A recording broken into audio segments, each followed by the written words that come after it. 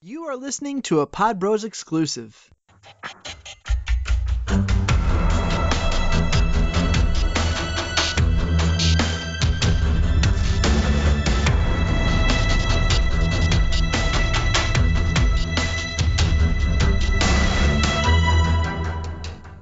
Hey now, boys and girls, we are live and back, brand new episode of Take Aim Outdoor Podcast. So welcome, everybody, and welcome Bryan Broadrick from Lost Arrow Films. What's up, Bryan? All same old stuff, buddy, just living the dream.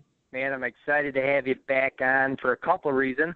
For one, I know you killed some awesome deer in Oklahoma, and I have not heard the story, and excited that you're going to share that here. And another cool thing is this is exactly a time a year ago that we first, sort of chatted here on the podcast. And, man, I don't think there's been maybe 2 weeks besides when you're on your anniversary in Europe that we haven't talked since that podcast. So, I appreciate you and just having a friend at the podcast sort of just stewed up out of nowhere. So I appreciate that. Oh, man, me too. It's when you called me about a year ago and asked me to do the podcast, you can verify that I had no idea what a podcast was. And you just kind of laughed at me, and we've done a few since and shared some good stories and leaned on each other a little bit, and it's been a good relationship formed out of this. And heck, most relationships formed through hunting are usually pretty good anyway. So, but I will tell you that my kids are not real crazy about it. Now that I know what a podcast is, they'd probably claw your eyes out if they met you, because there's a podcast going in my truck 24/7 now. Drives them nuts. I bet they probably would much rather be listening to the Sirius XM in the truck than the nonstop podcast playlist. That's it. But anyway, that's our story, man. A year ago today, I was coming home from Oklahoma, and we started this thing. Yeah. So here we are again. Here we are again. You were actually on the road that day, I think, driving back to Alabama, but I know you're home already. But like I said, I didn't get to hear the story of these, the 2 deer you just killed in Oklahoma. So if we could, let's start with your last hunt here in Oklahoma and what happened. Well, I'll make this real quick. Got out there, did my same gig, hit the ground running, put a bunch of cameras out, started hitting cameras every day. Day one, I found a 160-inch deer on one of the cameras, so I parked there and just kept hunting that deer until something bigger popped up. Nothing ever did. And third day, I had an incredible old deer, real heavy on the hoof, just a real old, mature 8-point in that 150 range. And he came in out of nowhere, never seen him, had a great shot, took it. He ran 40 yards, piled up, and I was like, wow, that just fell in my lap. And so, like I've told you before, in Oklahoma, you can kill $2 with archery equipment. So I just sat put on that other deer, and I think it was day 7. He just showed up on a doe and gave me a good opportunity again, and God bless me again with a good clean shot, and he ran maybe 20 yards and fell over, and I was sitting there shaking my head going, wow. So that's the short version of it. But man, I've been listening to this podcast for a year, and I think it's evident to everybody that listens to this that you are probably one of the most humble individuals ever, and you never talk about yourself. You never talk about your hunts, and I know that you killed a absolute goat on our lease in Indiana, and I'm fixing to turn the tables on you, and we want to hear about your deer. So how about that? How about it, man? So hey now, boys and girls, here's Brandon Hammonds with his Indiana story. That's right. Well, thank you for that. And I do have some questions. We'll get back to you, though, Bryan. I do have a couple questions I want I want some details about your hunt. But yeah, I'll gladly touch on that. And was super excited to meet Bryan and a buddy of ours. My buddy, Bryan hasn't met him yet, but Scotty Goodwin. We have a lease in southern Indiana, and this was, as Bryan knows, it was a startup lease. We don't know what we're getting. So me and Scotty went down, and, I'm just going to go all the way back to the beginning because it's the only way to kind of talk about the kill of this buck. But, we got down there, walked the property, redid some food plots, added a new food plot, and then started, honing in with trail cameras. And I think we had 13 cameras, I think I told you, Bryan, on this property. Maybe overboard, Right. but we were trying to learn it as fast as we can. Because you know how it is, Bryan, that, when you walk into a new place, potentially if you're going to keep it a few years, it takes you a few years to actually learn how to hunt it. So, Oh, no we doubt. were just trying to absolutely get caught up to speed. And so fast forward, we got some food plots in. Lucky for us, Scotty went down, I think 2 more times without me and had checked cameras and did that. And, he had the SD cards, and he kind of did a lot of the recon work for me for this particular deer just because he knew, the kind of ins and outs and gave me the clue this deer always showed up at this time in the mornings or 10 minutes before, morning light. So I knew if I hung out in this area, that I would have a really good opportunity to kill this deer we called the Big Nine. And Scotty had already tagged out, a few weeks back in late October. And so it was kind of up to me. So I went down there 2 Tuesdays ago now. And basically I hunted nonstop for about, 5.5 days. And, one key thing that, I'll share with everybody, Bryan, and too, there's so much media out there and so many voices that sometimes it's hard to, pinpoint what is exactly right. And sometimes we're so afraid to do something that's not the norm, we don't do it anymore. So with that being said, I hunted one of 2 stands for 5.5 days, daylight to dark, and that's something you don't usually do. You usually, at least for me, Bryan, I feel like right away after the first hunt, I put so much pressure on a piece of ground. You know what I mean? Yep. First time in's always your best. Right. And realistically, yeah, that is what, the game plan should be, and that's what, you always hope for anyways. But it didn't work out that way. But I was fortunate enough on the second hunt to see the deer, the Big Nine, and it kind of solidified what the cameras told us, and it solidified by his actions. He kind of disappeared down this big power line, and it kind of told me that where we thought he was bedding, he was going back there to bed. And I sat there on and off, like I said, for the next 5.5 days, saw him one other time, way 300 yards away.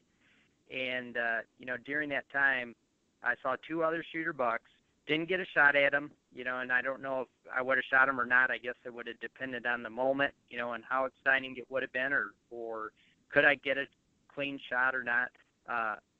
But ended up, another day goes by, didn't really see much. And then on the last morning, literally the last morning, the last minute, I ended up, getting to see the Big Nine. And I'm hunting the same stand that I had been in. And I kept telling myself, man, this is crazy. This is not what you usually do. You probably spooked him out of here 10 sets ago. But, I kept at it. And I knew that, I had always tried to remind myself that I hunted the right wind. And, without me coming out during the day, I knew that was less pressure. I wasn't spooking deer, 1 in the morning, come back out for lunch, go back in, come back out. So I was limiting that pressure to twice a day. And I know that I hadn't physically seen them on the ground when I was leaving or spooked any deer, taking these old logging roads in and out. So I just kept telling myself to have patience. And, by golly, at 10:30, I think it was 8 a.m., the morning I was leaving, I ended up getting a 40-yard shot at the deer and, got to see him go down. And, it was just super exciting to, put in the work, put in the effort. And then, like I said, I battled myself just mentally thinking I was doing the wrong thing, but by hunting the same area so many days in a row. But sometimes that goes to tell you, if a big buck has a bedding area like that that's so thick and gnarly that sometimes they know they're so safe they're not going to leave. And that's not always the case. We know there's never a legitimate rule when it comes to big deer, but some big deer are the exception, and he let me go in and out of there multiple hunts, and I ended up getting a shot at him. So, but we were talking during this. I mean, you weren't hunting it with the wrong wind. You were fortunate that you had winds that were favorable for there. And man, I'm a firm believer in your first time in's always your best, but that does not apply to my hunting strategy during the rut. During the rut, I'm basically hunting where I think there are hot does and a shooter buck in the area. And as long as I don't feel like I'm boogering up these animals coming and going, which I sit all day as well, man, staying in one spot, to me, you're upping your odds. But the problem with that is you sit in that damn stand all day, second guessing yourself for 12 hours. So, you're worried to death about, man, am I in the wrong spot? Should I move? And that's the worst thing in the world, is all the time on your hands thinking about it. I'm telling you, man, you're right. And, I sounds really funny, but I did mentally talk to myself every day. Like, hey, there is a herd of does in here. There's 7, 8 big mature does in here. There's not another deer of that caliber. So I wasn't, I should say around on the cameras anyways, that was telling me that this deer could get pushed out. So just all these small details, I kept reminding myself to stay in there, and just hunt it out. And I'm with you, Bryan. During the rut, if you can, that is sort of the one exception to the rule that, if you're not spooking stuff too bad, I think I just proved it, that so many days in, you may have an opportunity when that big deer makes his round, so to speak. There's no doubt in that, and I have an uncle and a nephew that, I mean, they are the two, aside from my children and my wife, these two guys are as close to me as anybody else, and I'm going to throw them under the bus a little bit. But they're the only two people that I take out to this property in Oklahoma and Kansas every year. And every year on our 13-hour ride out there, they both say, we're going to find a big deer like you do, we're going to hunt that stand when the wind's right, and we're going to live there. We're not going to hop around. And they do that for a day or two, and then they start stand hopping, spot to spot to spot to spot to spot. And you're every time you do that, you're diminishing your chances on that target buck that you're trying to kill. If the wind is right and there's a good group of mature does in there, that is where you want to stay. You don't want to go anywhere else until you maybe locate another deer. But until then, you camp there. And 3 years ago, I have a cedar tree that I found on the river bottom that is just, it's one of those places that you dream about. It's just where deer want to be, and they congregate and cross right there. And you see a lot of deer, and it has a lot of opportunities to bring a big buck by. And we had a really big 170-inch 10-point on camera, and I put my uncle in there, and he sat there for 6 days straight, daylight to dark. And on the 7th day, on the way in, he said, heck with it, I'm not going back in there. It's not going to happen. I've been wanting to go hunt this other stand. I'm going to go hunt it. And I told him, if you don't go back into that cedar tree, I'm going to go into this morning. I'm going to kill that deer. And he says, no, you won't. It is dead in there. And at 6:45 that morning, I killed that deer at 15 yards. Oh, man. 6 days he put in, and he pulled the eject button on day 7. And I went in there and took a really nice deer out of there. And I'm telling you, you've got to hunt where you know they are. And these cameras gives us such an advantage as hunters now. I mean, it's telling you that they're in the area, and that's really all you need to know. After that, you're hunting mature does, hoping that one of them is hot. That's what I do. Yeah. And, I can't take away anything negative from what you just said. It, as the years kind of roll by and I keep getting the opportunity to spend time during the rut, I've made that mistake before. And the deer was so big, Bryan, it still haunts me to this day. I won't even talk about it. But I made now what I will call a rookie mistake. And it wasn't very far from, where you are in Oklahoma, but I was in the Texas Panhandle. And long story short, man, I put in 6 days, shot a deer I shouldn't have shot. The very next morning, this deer walked underneath us at 4 yards, and my buddy that came to film the hunt missed him. And biggest deer I probably have ever seen in my life. And, it was just heartbreaking because I knew that deer was there, and I jumped the gun because I was getting close to the end of the week, and I wanted to, let my buddy have some hunting time in. And, man, it just horrible feeling. But, it's a huge takeaway. It's a huge lesson that when a deer is there, he's got does, he's got cover, he's got everything he needs. If you don't push him out, keep hunting. That's it. And I tell you, anywhere else in this country that I'm hunting whitetails, mature whitetails, other than Oklahoma or my home state of Alabama, that 150-inch 8-point I shot, I wouldn't have taken a shot on that deer if I didn't have another tag. So, I mean, to kill great deer, you've got to let good deer go. It's the hardest thing in the world to do, especially with a bow and arrow, but you got to do it. At some point, if you've made that decision to try to kill a really big deer, you got to let the good ones go. Yeah, you do. You have to. You don't have a choice. You don't get to step up the ladder if you don't. That's right. You just keep going the same direction, and it isn't up. So, but before we go, Bryan, give me a couple details of Oklahoma. What was your weather like there, and some of the features as far as the terrain? That ranch is it's right on the Oklahoma-Kansas line. There's a little bit of it in each. It's mostly open grassland, open prairie, and it was a really neat ranch. It was a very heavily overgrazed ranch at one time, and over the last 10 years, it's been converted back to native grasses and really, really just natural habitat. It's really beautiful. A lot of plum thickets, things like that. But it's on a fork of the Arkansas River, and that river bottom has beautiful cottonwoods along that bottom, and that is where I hunt primarily, other than a few islands of trees out in the prairie type open ground. And I hunt these areas that are pinch points where the distance between the river and the trees are as thin as possible to, kind of funnel them down. It's just basically textbook funnel hunting. Problem this year, Brandon, is that they had just an amazing amount of rain, spring and summer, and I'll come back to that and tell you something funny. But the grass was so high that the deer were just all out in the grass. So I actually, when it's on those big heavy rain years and the grass is way up, I actually do a lot of spot and stalk. I've actually killed 2 bucks over 170 spot and stalk with a bow out there, and just kind of watch them, and they'll bed up in these plum thickets, and then you just work the wind and ease your way in. And then if you are successful or unsuccessful, after you're done, you spend the next day picking all the sand spurs out of your clothes.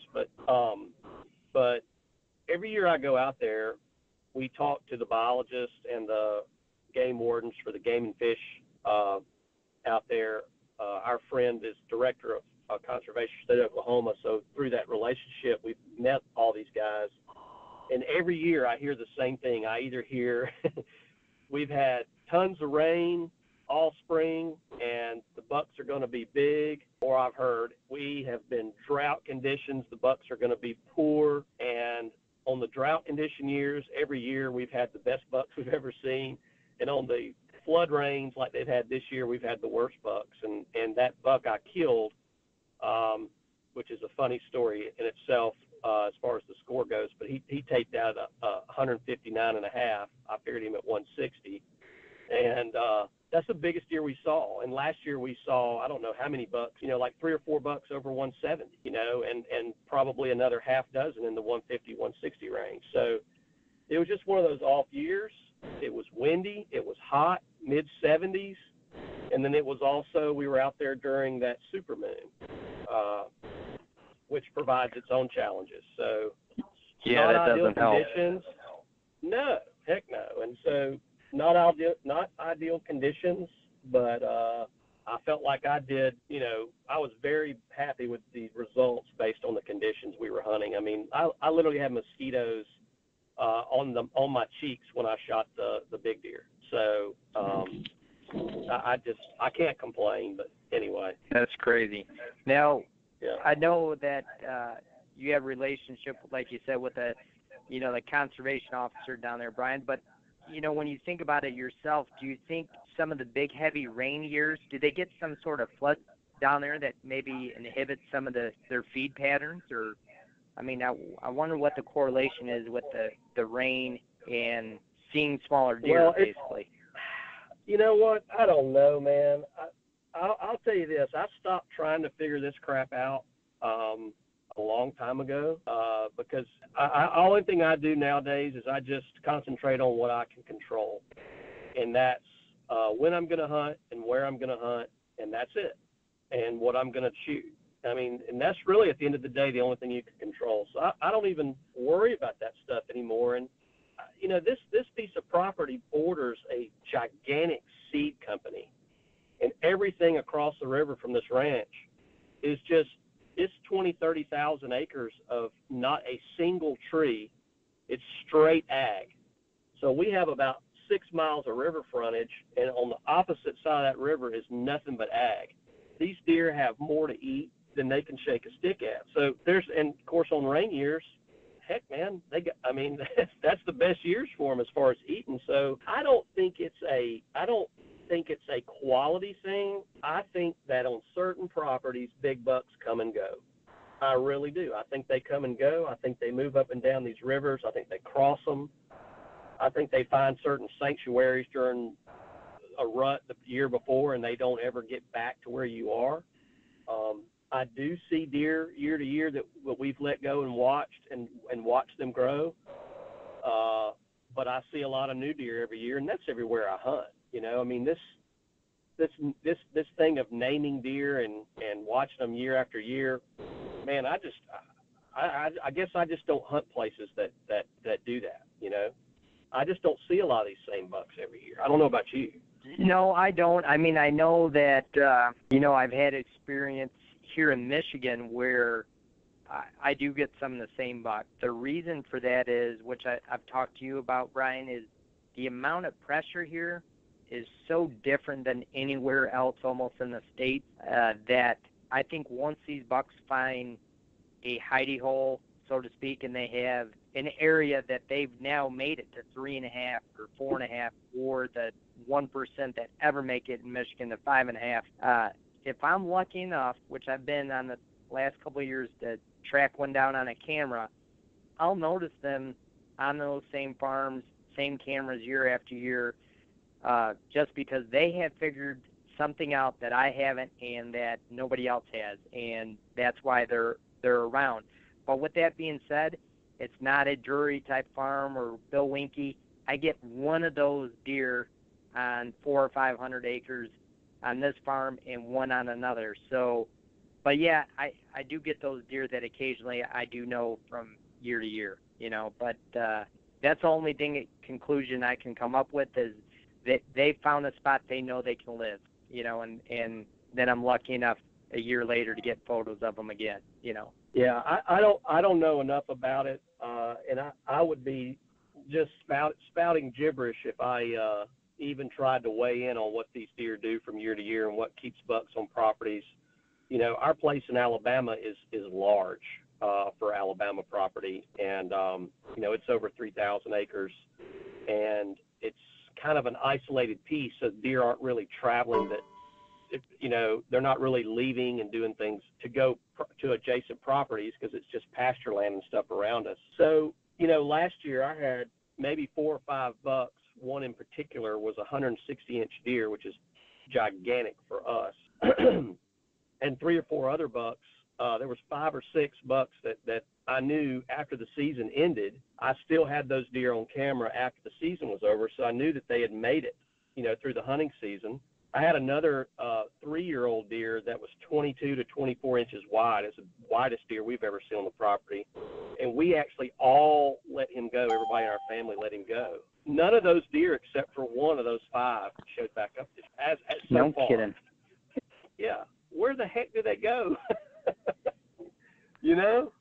But anyway, Yeah, where I do just they don't go? know. I don't know, buddy. If we knew that, we wouldn't have any trouble squeaking out a good deer every year. I promise you that. No, you're right. And just I guess that's why we hunt them. It's so unique. Did they leave? Did predation get them? They get hit by a car? Did another hunter get them? It's just crazy and unique all in one. And so to speak, some deer, they even tighten their range, and they don't leave a 10-acre little thicket. So it's just unbelievable. And like you said, the more, so to speak, Bryan, the more we learn, the less we know. Well, I will share a little quick experience that I had last year. Right after our season ended, I had gone back to our barn to get some feed, because we go in after the rut and we really pour the protein to our deer herd, which is the main time that we do it because these bucks are so run down. And on the way back to the barn, I saw a deer laying out, in a little thicket, and I could just see the tips of his antlers. And so I grabbed my phone and turned my camera on because I was going to go out there and just take a picture when he jumped up and ran. As I got closer, I recognized him, and it was a buck we had with a drop tine this year that I actually let go as a 3-year-old, and he broke his main beam halfway through the season.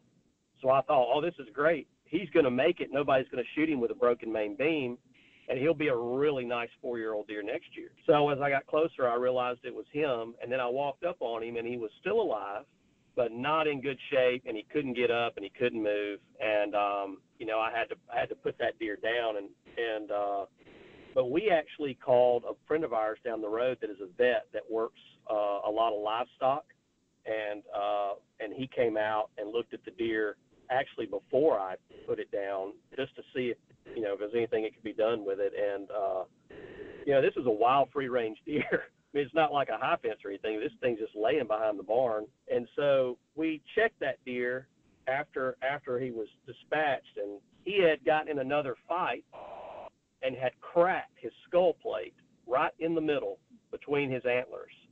And it had caused a major, hemorrhage and infection in his brain, and that's what he died from. So he literally just died from natural causes, from Mother Nature, just from being a buck and doing what he was supposed to do, and that's how he died. And I think a lot of those deer die that way, and we just don't know it.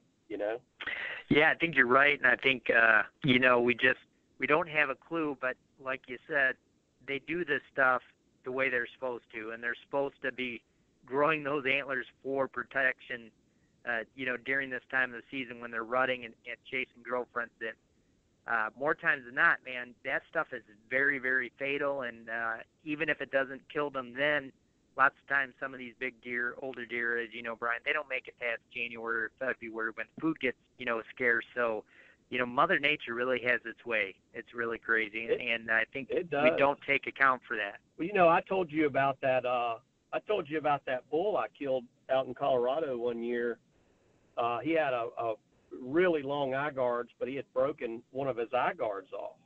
And about 4 days later, I called a bull in for a buddy of mine, and he made a good shot on that bull, and that bull died very quickly and really close. And when we got up on him and rolled him, the eye guard of the bull I killed was stuck in the neck all the way up. I mean, 20 inches of eye guard was stuck all the way through the neck down into the chest of this elk, and he was still out full rut, chasing cows, fighting bulls with a 20-inch eye guard stuck in his neck. So it's not pretty out there. I mean, this wildlife, they don't understand, what feeling sorry for themselves is, or pity, or laziness. I mean, they just do what they do, man, and if it means they die, they just die. You're right, man, and that is crazy. That is about 1 in a million for you guys to kill those two elk. Let me tell you how unique. That was on public land too, And of course, my buddy tortured me for a year because he wouldn't give me the eye guard back to put back on my bull. He kept telling me he was going to keep it and make I can't remember what he said, but he tortured me. He never would give it to me, just messing with me. But, I tell you, man, I'll tell you something else that I think is super important to take away from this is not pressuring a piece of property. And you and Scotty did not pressure that Indiana lease at all. Y'all waited until the hunting was right, and you went in there and hunted that small window of the rut and killed 2 great animals. And most people that have these leases, they feel like they've made this investment. They've got to go hunt it. They're justifying the money to their wife, and they go hunt, and they hunt the property, and they walk it, and they're on it all year before the rut, and then they're shocked when they don't, they come away empty-handed, and you just can't do it. It's pressure. And I think that's the biggest takeaway you need to leave your listeners with, is that just because you've got the property doesn't mean you need to be on it until it's right. Yeah, that's right. And, I always say, again, apparently, Bryan, I talk to myself a lot, but I always tell myself, because I really enjoy properties and being out there and walking, but I say all the time, man, let my cameras do the work, and that's what they're there for, and take advantage of that when it comes to the season, because you've earned that low-pressure piece of property.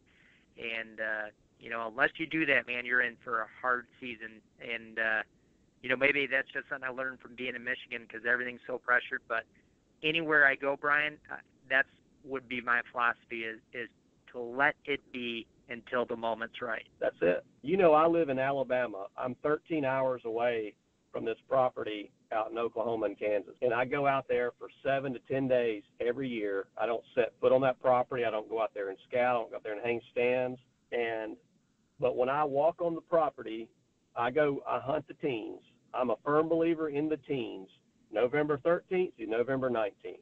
I'm a firm believer in that. And I usually go out there the 10th or 11th, get my cameras going, make sure all the stands are safe, get all the lock-on set, and I hunt that week, and then I'm never on that property again before or after, and just leave them alone, and that makes a difference, because I've hunted out there in early October, and I've seen all the 2- and 3-year-old bucks, dozens and dozens every day, but you're not going to see the deer that you're trying to kill if you're on that property hunting when it's wrong. So yeah, man, that's a huge takeaway, and the more I do it, the more I really believe that is the only weakness to killing a 4-, 5-, or 6-year-old deer. Is the only weakness is when they feel the urge to get up. That urge they can't resist, and that's when you need to be there. Otherwise, you can't kill some of these deer, man. They're that good at what they do. Like Bryan said, that's what they do every day. That's why they're that big. So. And listen, don't share this information with your wife. Just next year, opening weekend of bow season in the middle of October, when you're normally going every weekend, just say, I've just been spending too much time out there. I just want to stay and hang out with you a little more. Use it to your advantage. Get some points. That's right. And then go when the rut's everybody should. That's right. Absolutely. Well, Bryan, thanks for flipping the table on me and asking me some questions. I enjoyed it, and hopefully I explained myself well about our piece of ground we got. And hopefully that piece of ground, we got a little change for the future next year, but hopefully, between me and you and Scotty, we got a good place to hunt for the next couple of years, and hopefully you have a great season coming up here in Alabama, and we get to do another podcast with another story here shortly. Sounds good, buddy. We just got some big ones on camera, so we'll see what turns up here over the next few weeks. And, everybody, if you get the chance, make sure to check out Bryan on Instagram. It's Lost Arrow Films, and they have a great page, so make sure you check it out. And anything else we got, Bryan, or are we good? That's it, buddy. Have a good one. All right, man. I'll talk to you soon. And everybody, as you know, man, make sure you leave us a review on iTunes, and you can check us out every Tuesday live on podbros.com and the Outdoor Podcast.